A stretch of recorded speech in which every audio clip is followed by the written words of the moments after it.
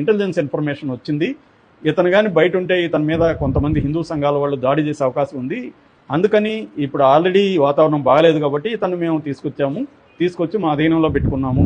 ఇతన్ని రక్షించడం కోసమే ఇతన్ని మేము తీసుకొచ్చాము తప్ప ఇతన్ని అరెస్ట్ చేయడం ఇంకోటి కాదు అని పోలీసులు చెప్తున్నారు. అనఫ్సీల్గా చెప్తున్నారు తప్ప ఇది అఫ్సీల్గా డిక్లేర్ చేయట్లా. అసలు పోలీసులు మేము తీసుకెళ్ళామనేది అఫ్సీల్గా చెప్పట్లేదు. ఎందుకంటే అఫ్సీల్గా చెప్తే వాళ్ళకి ప్రాబ్లం, కోర్టుకు పెట్టాలి, వాళ్ళు అరెస్ట్ చూపించాలి.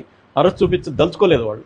ఇతనికి సెక్యూరిటీ ఇవ్వాలనుకున్నారు. సెక్యూరిటీ ఇంటి దగ్గర పోలీసులను కాపలా పెడితే అదొక ప్రాబ్లం అవుతుంది. రేపు పొద్దున వాళ్ళు దాడి చేస్తే ఇతను కనపడకుండా ఉంటే ఈ రోజు గడిచిపోతే ఉద్రేకతలు తగ్గుతాయి. ఎందుకంటే ఈరోజు శ్రీరామనవమి కాబట్టి మన శ్రీరామనవమి రోజు మన శ్రీరాముని కించపరిచిన వాళ్ళని ఎవరిని వదిలిపెట్టకూడదు అని ఒక ఉద్రిక్తంగా మాట్లాడే వాళ్ళు ఆల్రెడీ చాలామంది వీడియోలు పోస్టులు పెడుతున్నారు.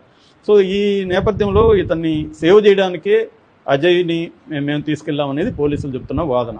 సో దీన్ని బట్టి మనకు అర్థమవుతుంది ఏంటంటే హిందూ సంఘాలు కావచ్చు, కొంతమంది దాన్ని ఏమంటారు, వాళ్ళని హిందుత్వవాదులు కావచ్చు, వాళ్ళు అజయ్ మీద కోపంతో ఈ పని చేయడానికి, అజయ్ మీద దాడి చేయడానికి సన్నద్ధం అవుతున్నారు.